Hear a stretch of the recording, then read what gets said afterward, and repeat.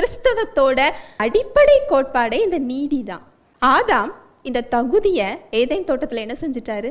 இழந்து போயிட்டாரு. இந்த தகுதியை நமக்கு மீண்டும் கொடுக்கறதுக்கு தான் ஆண்டவராகிய இயேசு கிறிஸ்து என்ன செஞ்சாரு? இறங்கி வந்தார். இந்த தகுதி என்ன அப்படின்னா, தேவனுடைய இயல்பும் அவருடைய குணநலன்களும் சேர்ந்தது தான் இந்த நீதி, இந்த தகுதி. அவர் இயல்பிலேயே பரிசுத்தர், அவர் இயல்பிலேயே நீதியுள்ள தெய்வம், அவர் இயல்பிலேயே தூய்மையானவர், அவர் இயல்பிலேயே அன்புள்ளவர்.